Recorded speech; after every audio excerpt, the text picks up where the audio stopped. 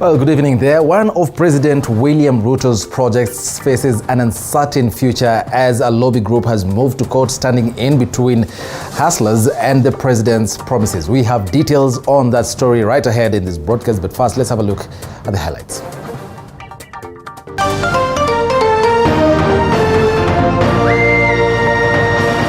Tonight, Azimio la Umoja One Kenya Alliance calls off parallel Jamhuri Day celebrations. Azimio la Umoja One Kenya Coalition Party will now not hold a parallel Jamhuri Day celebrations on 12th December 2022 as earlier planned. We have the details of what informed that decision. Suspended IEBC Commissioner Irene Masit moves to court to challenge her removal from office. The role of that tribunal is to investigate and recommend removal of constitutionally officers who are holding a constitutional office. Masit wants the court to reinstate her and also block any plans for her replacement at the IEBC. Also tonight, a lobby group has moved to court to challenge the disbursement of the Hustler Fund, saying it was launched without the constitution of an advisory board.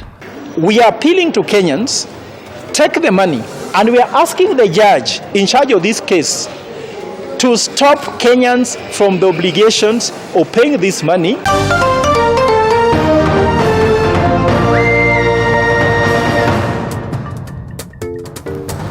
Well, good evening. My name is Eric Munene, our sign language interpreter. At the bottom end of your screen is Catherine Simaloi. We begin. Vote counting and tallying is underway in the Bungoma senatorial race that was marred by a low voter turnout. We now cross over live to Bungoma to link up with our reporter, Mike Gongo. Mike, if you can hear me, what is the latest from the county of Bungoma? Thank you so much, Eric Munene. Indeed, I can hear you loud and clear from Kabuchai constituency here in Bungoma County. We pitched tent yesterday to bring to you up to date on what is happening, what will be happening since 6 a.m.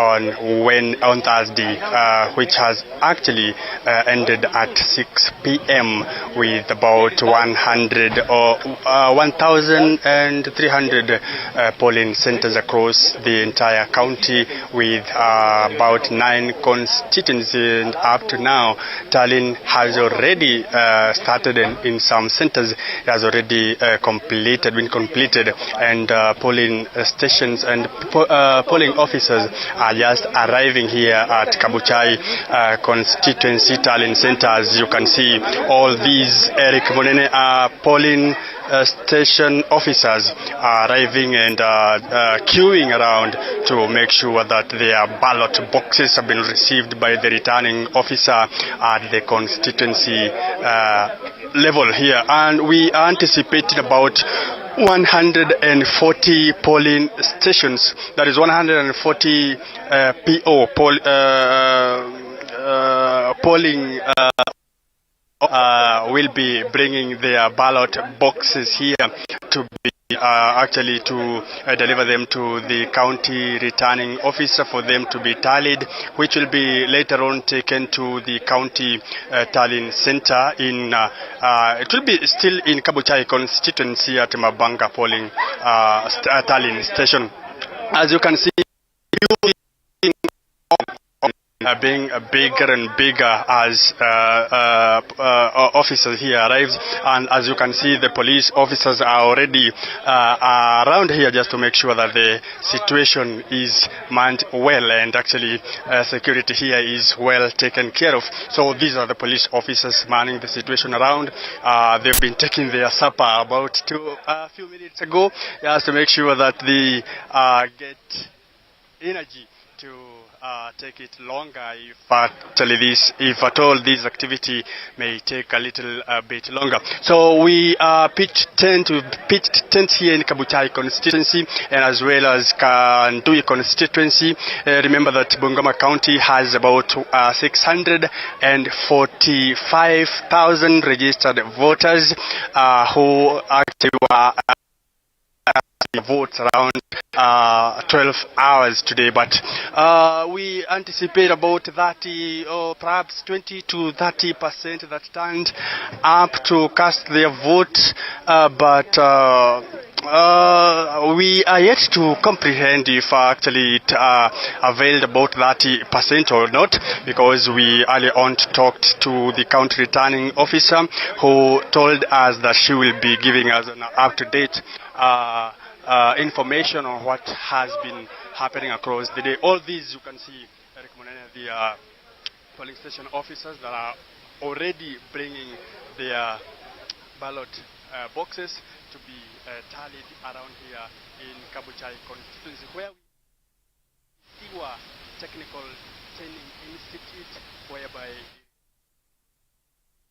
it is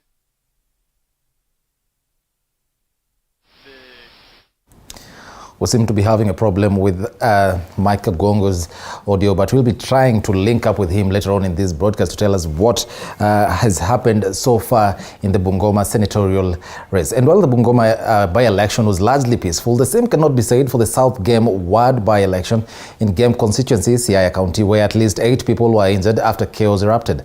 Police said the melee broke out at the Kambare polling station following malpractices, accusations and counter-accusations by supporters of 2 front-runners, that is Polycarp Wanga of ODM and independent candidate Brian Anyango. The Kambare incident occurred after another person was injured in a lure of voter bribery allegations.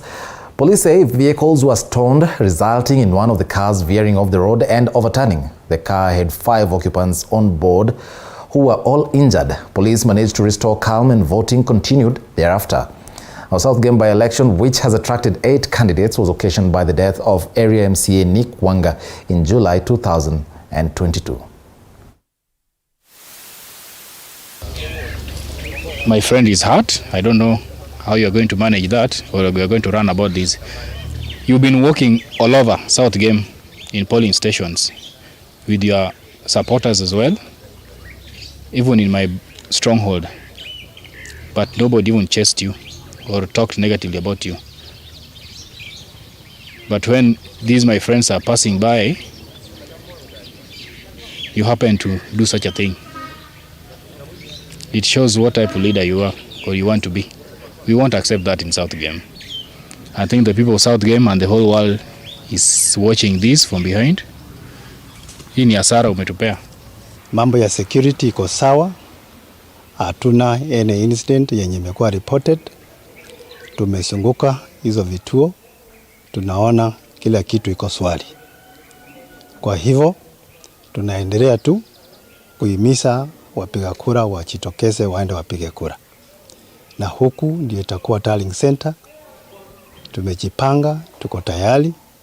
Tunangojea tu wakati wa kufunga kituo, na wale presiding officer watakuja na matokeo, ambapo sisi hapa kwa tallying center tutapata kuchumuiza. Well, moving on, uncertainty hovers around the tribunal set to probe the conduct of the 4 dissenting IEBC commissioners after 3 of the 4 commissioners set to appear before it resigned. And as Flora Limuki now tells us, while the tribunal hangs by the thread, the resigning commissioners are likely to go home with their full packs. Well, the Justice Aggrey Muchelule-led tribunal set to probe the conduct of the 4 dissenting IEBC commissioners still finds its footing. The week-long period has seen 3 of the 4 commissioners throw in the towel, the latest being Francis Wanderi. The mass exodus of the now infamous Cherera 4 has posed serious legal questions on the way forward of the tribunal formed by President William Ruto to investigate the conduct of the 4 in the hours before the announcement of William Ruto as president-elect. The tribunal, as constituted, cannot be able to proceed because it was recommended under Article 251(4), the role of that tribunal is to investigate and recommend removal of constitutionally officers who are holding a constitutional office. In his letter addressed to President William Ruto, Wanderi, who has served in the commission for 462 days, decried a predetermined outcome of the tribunal established by Ruto begins its investigations into the conduct of the 4 IEBC commissioners. But according to allies of the president, Kenyans deserve to know the truth on what transpired at the Bomas of Kenya and the circumstances behind the commissioners' walkout. Kenyans really want to have a closure on why these 4 commissioners, the opaque 4, wanted to throw this country into anarchy. This coming as Commissioner Irene Masit remains the only one fighting to defend herself, with her lawyer Donald Kipkorir refuting claims that she has resigned, confirming that she will be facing the tribunal.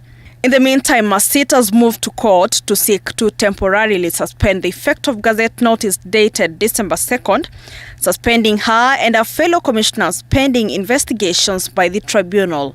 We need to know the bigger picture. By resignation does not mean that all is well. We want to ensure that the president, and we want to recommend to the president to institute a public inquiry.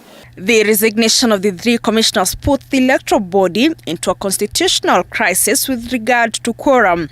Of course, if the last one resigns, that matter dies there. But if the one commissioner, I've seen one commissioner is still in office, then the tribunal should proceed suo motu, because that is the constitution. The commission's chairperson Ofula Chebukati and 2 other commissioners are expected to retire in January, an event which will see the commission left without a substantive commissioner to run its operations. Flora Limuki, TV 47.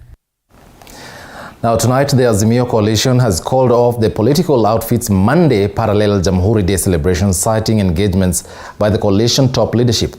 TV 47 has, however, learned that a meeting between President William Ruto and Raila Odinga was behind the cancellation after what insiders term as a give-and-take moment premised on the Constitution of Kenya Amendment Bill, creating the office of the official leader of the opposition. Apoluka Mau reports.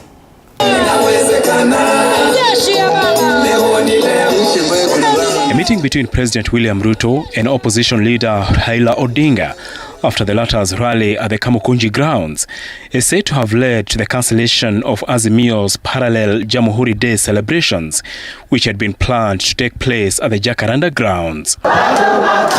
Though details of the meeting are still scanty, Kenya Kwanza and Azimio top leadership are said to be locked in a give-and-take deal, with the creation of the office of the official leader of the opposition playing a crucial role in the cancellation of Azimio's parallel celebrations.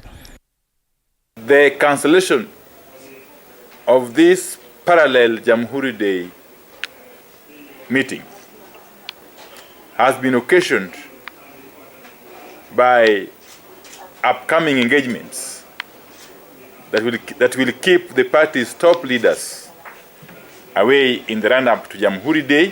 Odinga's declaration on Azimio's protests is said to have caused political jitters, which is why the Kenya Kwanza coalition on Tuesday, in a session led by President Ruto during a parliamentary caucus meeting, was quick to endorse a decision to create the office of the official leader of the opposition. Rais atakuwa na sherehe yake kule Nyayo Stadium, lakini sisi na Wakenya wenzetu tutaenda kule Jacaranda grounds.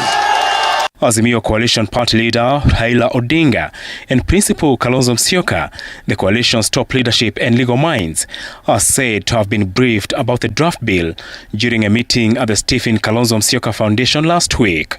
A section of the Azimio coalition is, however, lukewarm to the Constitution of Kenya Amendment Bill 2022, meant to create the office of the official leader of the opposition, terming it as political tokenism to tame Odinga while silencing and whipping the opposition to support government agenda. In the new bill, which insiders say could be amended before it reaches a consensus between Kenya Kwanza and Azimio, Odinga, if he becomes the new opposition leader, will enjoy trappings of power almost similar to the president's, among them enjoying immunity from criminal proceedings, an office funded by the taxpayer, overseeing government affairs, an annual address to parliament, and enjoying government benefits as a state officer, including a retirement package. According to the drafters of the bill, the rationale for having the office has been informed by individuals expected to be in opposition, negotiate for themselves and join hands with the government of the day, and thereby compromising and abdicating the role as expected of the opposition. The give and take between Azimio and Kenya Kwanza will be tested this coming Monday during Jamhuri Day celebrations on whether the two sides have indeed committed themselves to the deal. Apul Kamau, TV47 in Nairobi. Well, thank you for that, Apollo Kamau. Now, President William Ruto's signature campaign pledge, the Hustler Fund, is facing its first hurdle after a lobby group sought its suspension in court. The lobby says the fund, which is said to have disbursed over 5 billion shillings a week after its launch, has serious loopholes which could cost taxpayers even more. Moige William with more. Tonight, President William Ruto's signature campaign pledge, the Hustler Fund, is facing its first headwind after a lobby group, Operation Linda Ugatuzi, moved to court seeking its suspension. According to lawyers representing the lobby, the process leading to the formation and subsequent rollout of the Financial Inclusion Fund, popularly known as the Hustlers Fund, did not follow the law, policy, or procedures laid out in the law and the Public Finance Management Act.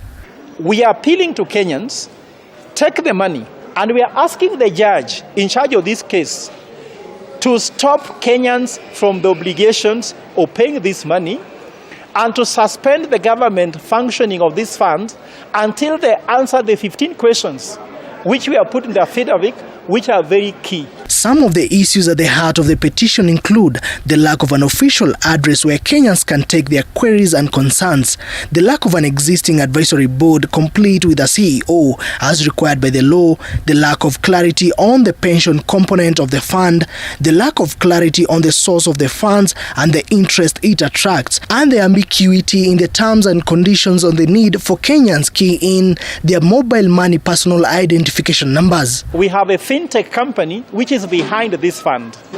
That fintech has not been disclosed. Is it a Kenyan fintech? Is it a Russian fintech? Is it Jose Camago's fintech? Is it from Nigeria? We need full disclosure on that. Early November, Treasury Cabinet Secretary Professor Njuguna Ndongo published regulations that ought to oversee the 50 billion kitty and how it will be embedded into the Public Finance Management Act.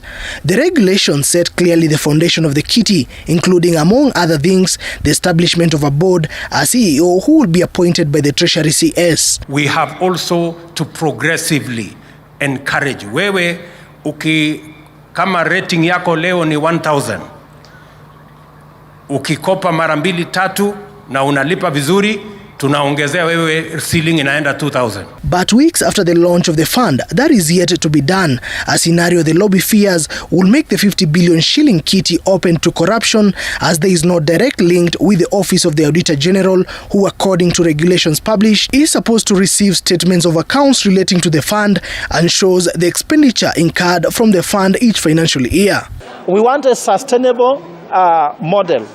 The intentions are good, but this thing has changed from one phase to the other. First of all, it was free money. It moved to money which can be given you without you paying back. Then you pay back. Then now it's paid by interest. Then conditions about investment, about pension and about savings. The fund has become the latest political dog whistle, with Azimio wing urging their supporters to embrace the fund but default on their payments. Ni uwazi si uwazi. Hii 50 billion ya Kenya kwisha. Tunataka tujue zimetoka wapi. Treasury haijaidhinisha. You have a duty to explain to this country. Hizi pesa mmezitoa wapi? An issue that has not gone down well with Kenya Kwanza allied MPs. We want to ask Raila Odinga, enough is enough. Let Kenyans be. Let these young people grow their financial discipline. Let them continue borrowing, using the money to grow. And you don't understand what 10,000 shilling can do to a young person or to a mama mboga. So there's nothing against the Hustler Fund. Hii tu ni kitendawili ya kawaida ya msee wa kitendawili. Mimi naambia msee wa kitendawili ya kwamba hii imekushika off guard. Ulikuwa unafikiria Hustler Fund haitafanyika? Numbers from within Kenya Kwanza circles show that a week after their launch, the amount disbursed in the Hustler Fund kitty is over 5 billion shillings, with a repayment of over 300 million shillings made. 257 million shillings have been cooped up as savings. Muige William, TV47, Nairobi. Well, from that report there by Muige William, time now to go back to Bungoma County, where we have our very own Mike Gwongo, where the vote counting and tallying is currently underway. We hope that technical hitch has been sorted. Mike Gwongo, if you can hear me, you're telling us the progress of the vote counting currently in Bungoma after that by-election. So what's the latest?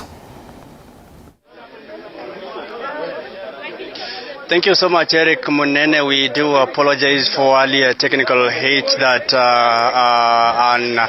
unexpectedly occurred, but we coming to you live from Kabuchai constituency here in Kisiwa Technical Training Institute, whereby earlier on told you that we are expecting about 140 polling stations to arrive. So as you can see behind me, all these presiding officers from all the 140 polling stations that are polling centers, polling stations, I beg your pardon. So the returning officers, that is the county, the constituency returning officer is also waiting for all of them to arrive here and tally all of them so that they can present them to the county tallying center here in Mabanga at Kabuchai constituency, whereby the county will be actually tallying and to make sure that they do identify who the winner is. Remember, it has been a battle between UDA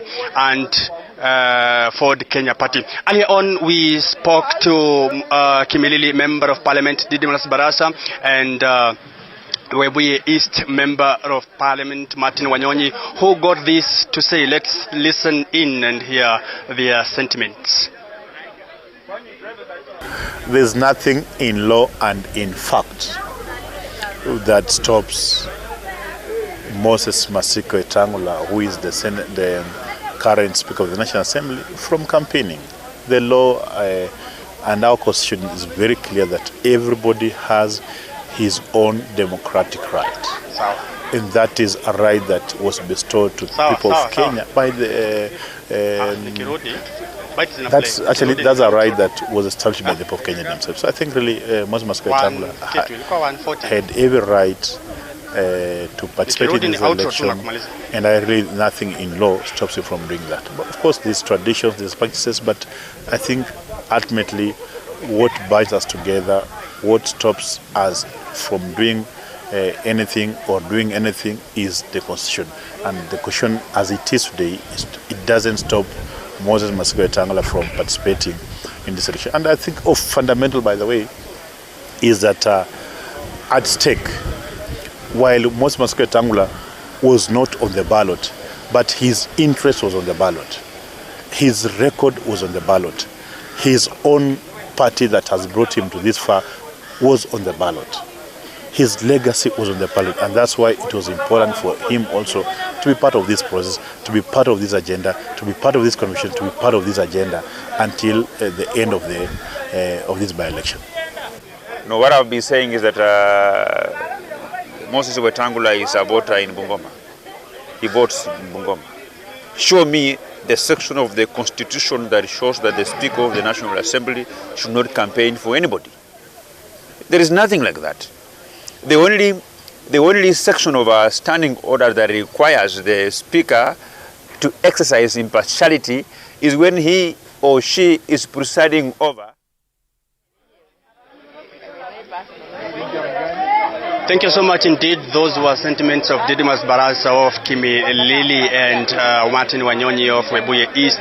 Indeed, if our viewers wanted to know or want to know on what is happening, you can follow us on our Facebook account, Facebook pages and Twitter account so that you can get a glimpse of what will be happening from now up to tomorrow. Back to you, Eric Munene from Kabuchai. My name is Mike. On behalf of Shadrach, that is my camera person. Well, Mike, perhaps before I let you go, I want to imagine a county with over 640,000 registered voters. That is quite quite a huge county geographically speaking. It's a big county.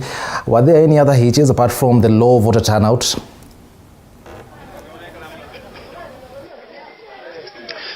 Eric Monene, earlier on we spoke to former Kandui constituency lawmaker Wafula Wamunyinyi, who allegedly made some allegations that there were voter or ballot papers staffing in Tongaren constituency, whereby we actually approached security department, whom said that there was nothing like that. It was just an allegation, but they were following it up. Up to now, we are yet to hear it from the county returning officer, who actually promised to be speaking to us this evening and update us on what has been taking place over the day. But nothing else apart from the low turnout. We haven't had any hitches. We haven't had any fights around or somewhere or something else. But maybe all these will be clarified by the county returning officer, who is mandated to give us the up-to-date on what is happening across the county. That is later on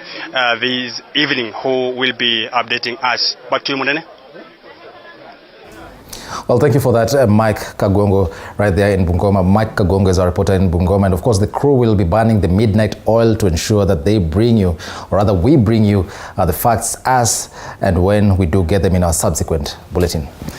Now, Deputy President Rigathi Gachagua has arrived in Angola to lead the Kenyan delegation at Organization of African, Caribbean and Pacific States 10th Summit in Luanda. Now, Gachagua is expected to hand over the organization's presidency at the 10th Summit on behalf of the President, that is William Ruto, during the 4-day conference, and give the keynote address highlighting key milestones achieved during Kenya's 2-year tenure at the helm of the organization. The Deputy President is accompanied by his spouse, Her Excellency Dorcas Rigathi, and MPs Martha Wangari of Gilgil, Eric Mushangi Karemba of Runyenjes, and Patrick Munene of Chuka Igamba Ng'ombe.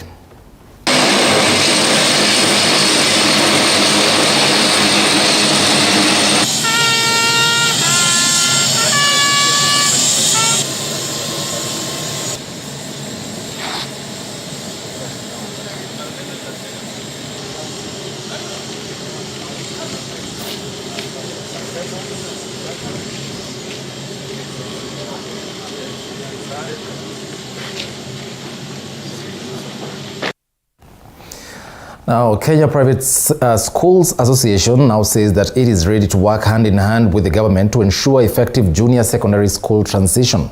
And as Andrin Kilemi now reports, necessary preparations to welcome the junior secondary schools are underway in a majority of schools across the country.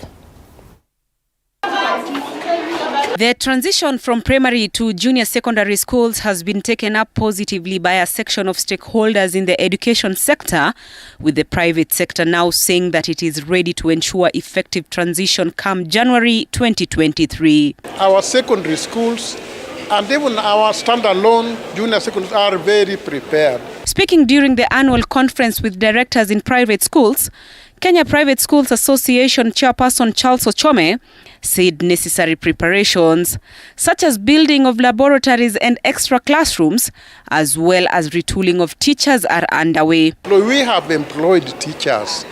If I talk for myself, I have taken 11 teachers to seek to do university degree, and some are already finishing, some are in second years. They are good enough to be able to continue with that class. So we are not waiting to employ teachers next year. The level of preparedness to achieve a smooth transition is evident in most schools, with buildings such as this one under construction.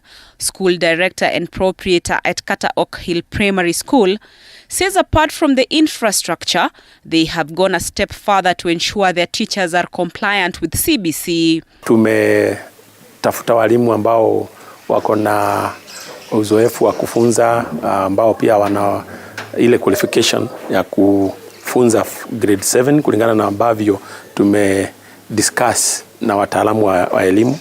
In fact, as we speak, tuko na mtaalamu ambaye huwa anatutembelea kuangalia kujitayarisha kwetu. Amekuwa akiangalia grade ama performance ya walimu wetu na ametuhakikishia kwamba tuko tayari. He, however, says their biggest challenge now is to ensure the psychological preparedness of their learners, as well as cooling the heat around whether learners in junior secondary schools will need to change their uniforms to set them apart from those in primary schools. Kama sisi tayari tulikuwa tumeshachagua na tukaoda uniform tofauti na ile ambayo inatumika kwa primary school. Manake tulikuwa tumejiandaa watakuwa na uniform tofauti. Na hiyo ambayo sasa majadiliano ambayo yako pia yanaweka wekezaji kama sisi katika hali ambayo ni ngumu kidogo. There must be a difference to show that is a secondary school people and also to put in their mind that they are in secondary school. We cannot allow them to behave like they are in primary kids. They are supposed to start doing secondary work. So whatever enhances that, it will be okay. If it is uniform, so let it be. As the clock ticks towards the rollout of junior secondary schools, private schools continue to burn the midnight oil to meet the targets before January next year. Andrin Kilemi, TV47, Thika, Kiambu County. Well, thank you, Andrin Kilemi, for that. At 30 minutes past the hour, that report by Andrin Kilemi brings us to the first break of this broadcast. Don't go away, we'll be back with more.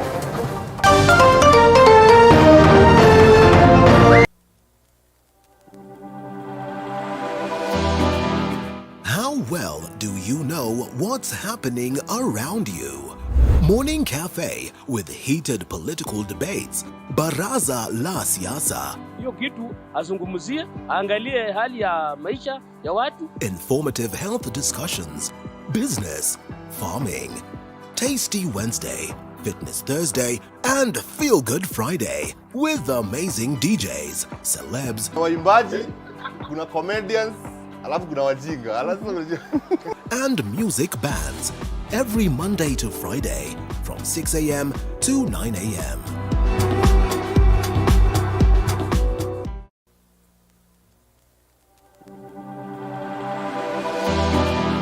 How well do you know what's happening around you? Morning Cafe with heated political debates. Baraza la siasa. Hiyo kitu azungumzie, angalie hali ya maisha ya watu. Informative health discussions. Business, farming. Tasty Wednesday, Fitness Thursday, and Feel Good Friday with amazing DJs, celebs, waimbaji, kuna comedians, alafu kuna wajinga, and music bands every Monday to Friday from 6 a.m. to 9 a.m.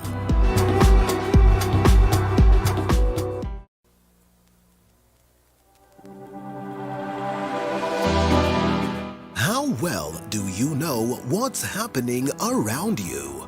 Morning Cafe with heated political debates. Baraza la siasa. Hiyo kitu azungumzie, angalie hali ya maisha ya watu. Informative health discussions. Business, farming. Tasty Wednesday, Fitness Thursday, and Feel Good Friday with amazing DJs, celebs, waimbaji, kuna comedians, alafu kuna wajinga, and music bands every Monday to Friday from 6 a.m. to 9 a.m.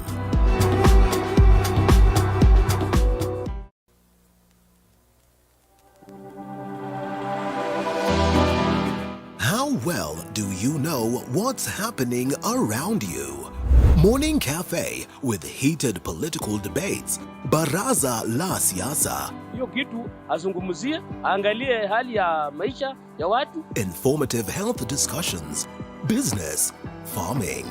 Tasty Wednesday, Fitness Thursday, and Feel Good Friday with amazing DJs, celebs, waimbaji, kuna comedians, alafu kuna wajinga, and music bands every Monday to Friday from 6 a.m. to 9 a.m.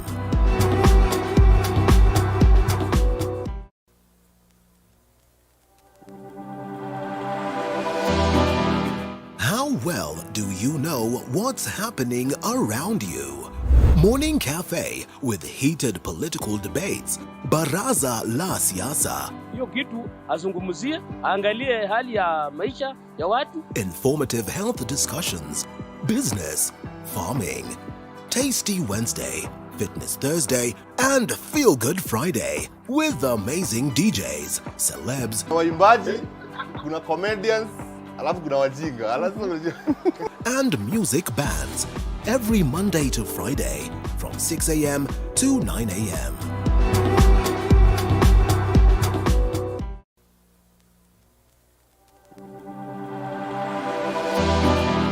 How well do you know what's happening around you?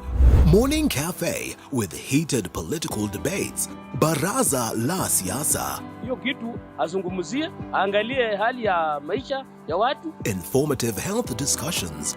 Business, farming. Tasty Wednesday, Fitness Thursday, and Feel Good Friday with amazing DJs, celebs, waimbaji, kuna comedians, alafu kuna wajinga. and music bands every Monday to Friday from 6 a.m. to 9 a.m.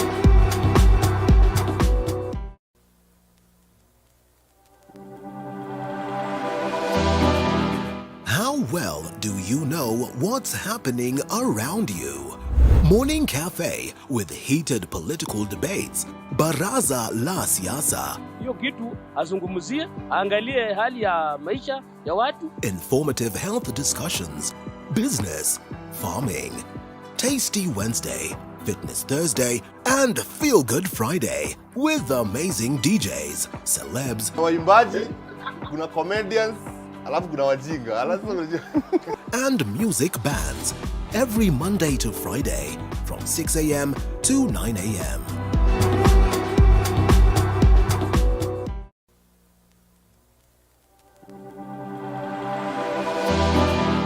How well do you know what's happening around you?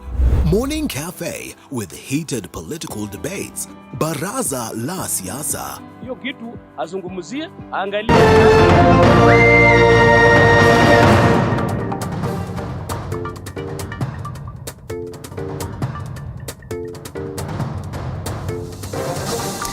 Welcome back and thanks for staying with us.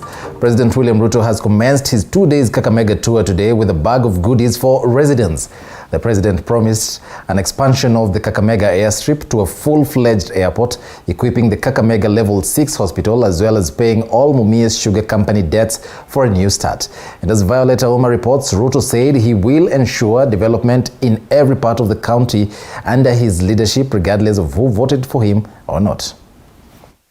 Speaking at Kakamega State Lodge in a meeting with elected leaders from Western Kenya and elders from the region, President William Ruto said he will honor all the promises he made during the campaigns. Watu wa Kakamega pia, watu wa Western, mimi nataka niwahakikishie ya kwamba wakati tutapanga harakati ya maendeleo na tayari tumeanza, hakuna sehemu ya Kenya itawachwa nyuma.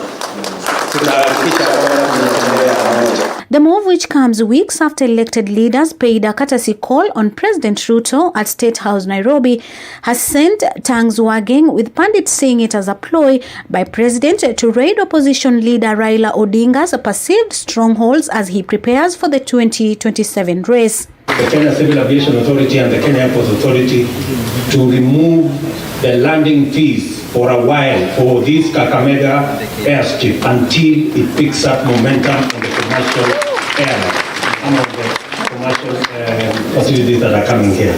Ruto has also promised that his government will intervene in the revival of the ailing Mumias Sugar Company. Kwanza nilisema ya kwamba madeni yote serikali ya Kenya italipa.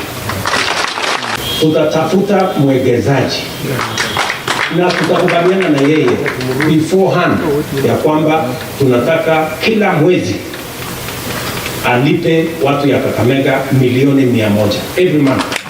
He was accompanied by scores of government officials, among them Prime Cabinet Secretary Musalia Mudavadi, who urged locals to support the government of the day. Sisi tunataka 2027 serikali ya William Samoei Ruto, wakati uchaguzi unafika, it should be a walkover.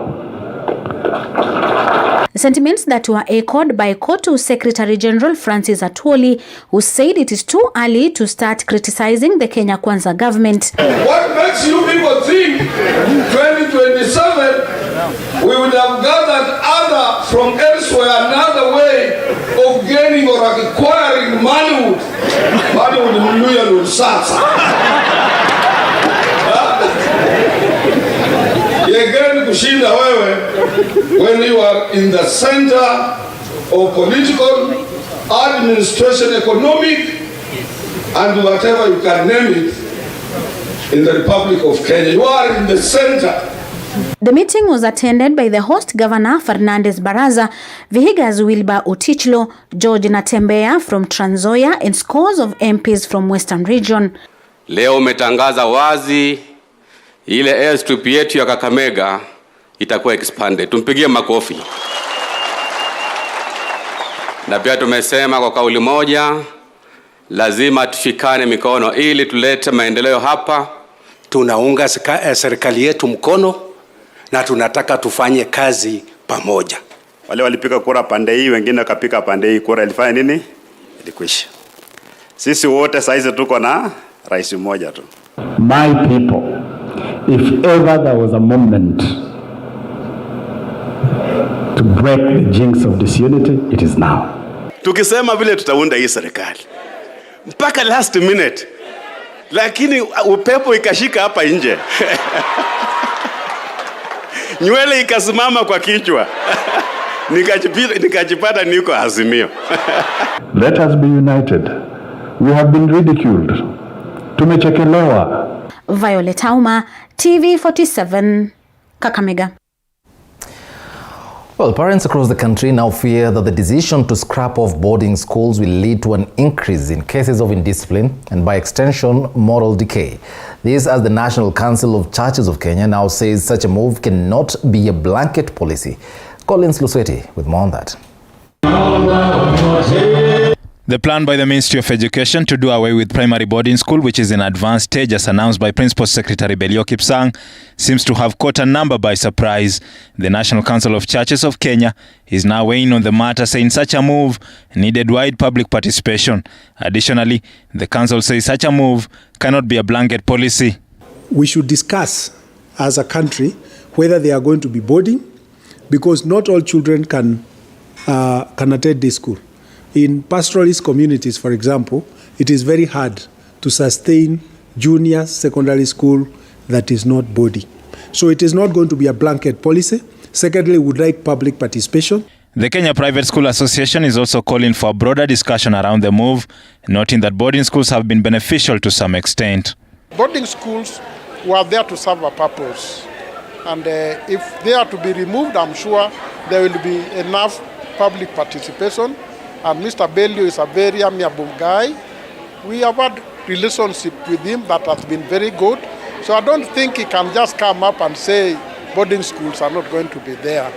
I believe he was talking out of the number of outstretched boarding schools in public schools.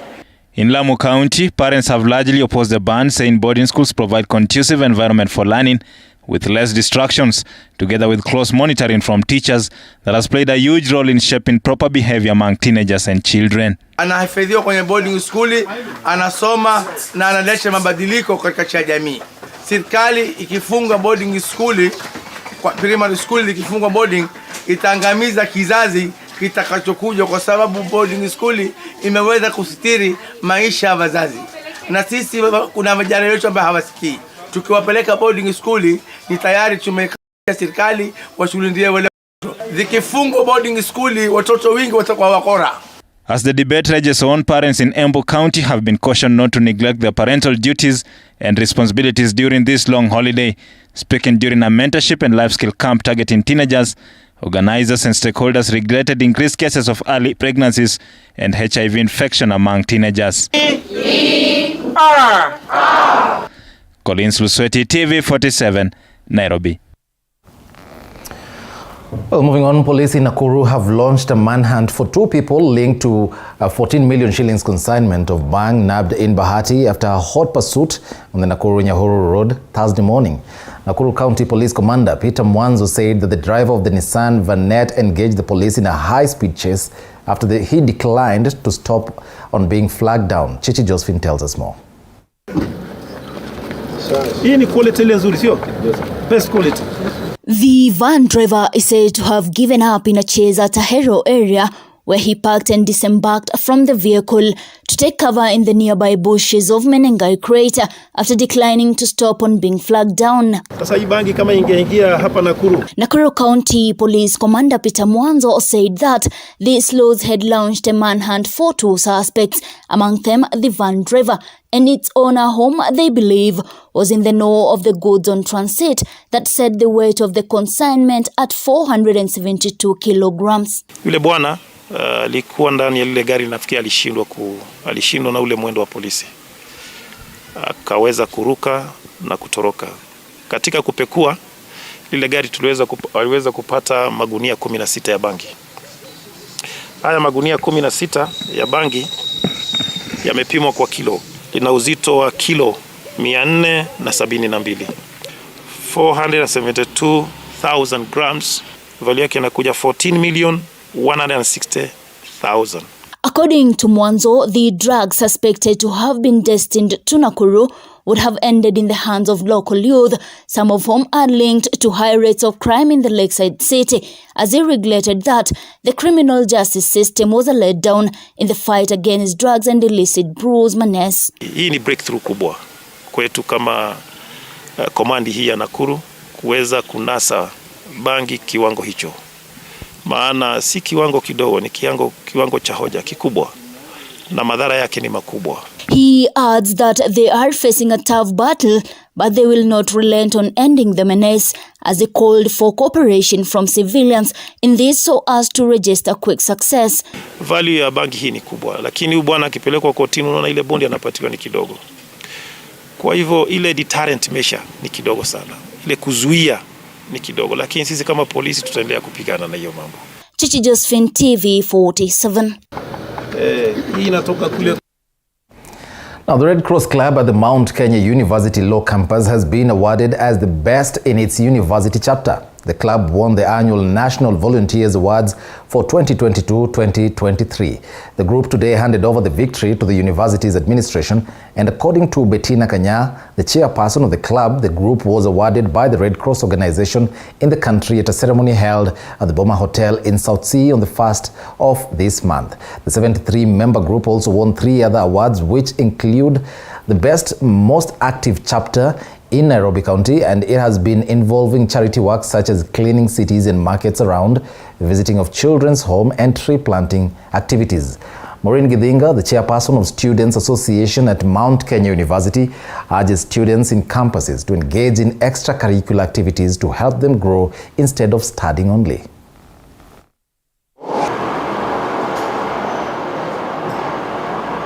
We were awarded the best chapter in Mount Kenya University Students Association Awards in 2022 as the best active and the best club. As a Red Cross charter, we are guided by the wise words of the Mother Teresa that not everyone can do great things, but we can do small things with great.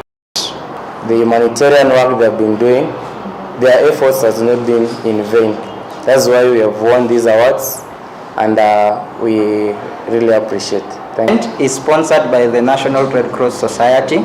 It's an annual event, and it involves all tertiary institutions to include the colleges and universities nationally. We clean markets and cities around us and the community as a whole. We also participate in visits of the children's home. We visited various children's homes in Ruiru, Githurai 45, Roysambu, and around Parklands. We've also participated in tree planting activities, being guided by the principle of elevating human suffering. We urge members, community, and fellow comrades to join Red Cross Club and other voluntary activities that come with the Red Cross Club. Thank you. I would like to encourage not only students in my campus, but all over the country to engage yourself with extracurricular activities.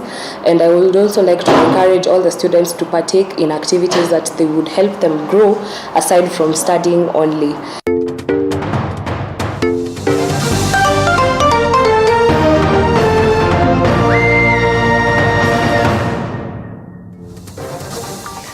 Well, congratulations to the MKU Red Cross Club.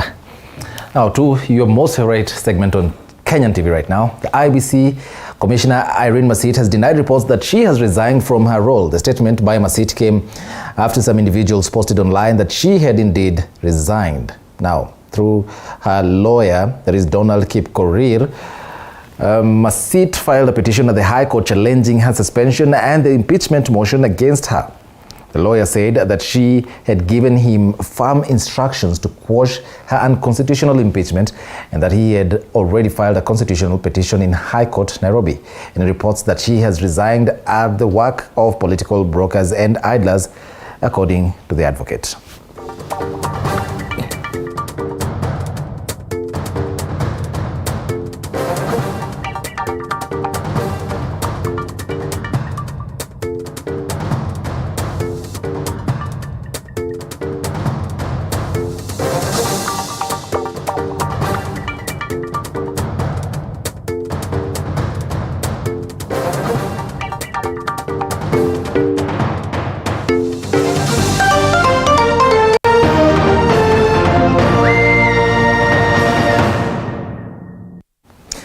That is this week's Fact Checker. Now to the latest in the world of business.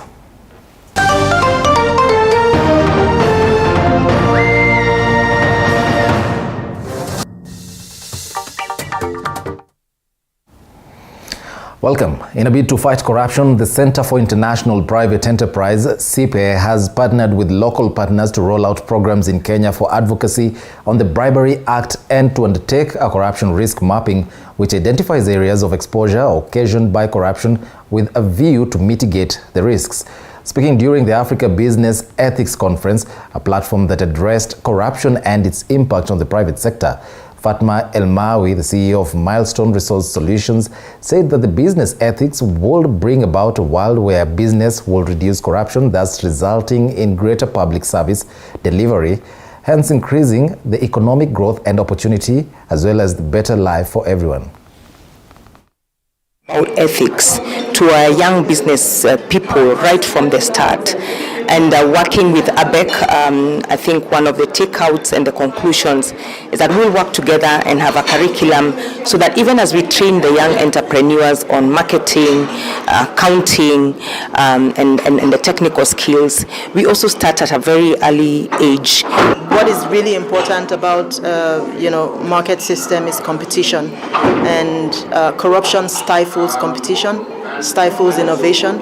And so our work around business ethics and integrity is really to empower the private sector to self-regulate, to reduce and roll back the trajectory of corruption, the spread of corruption in Africa and in Kenya. I've seen that as a country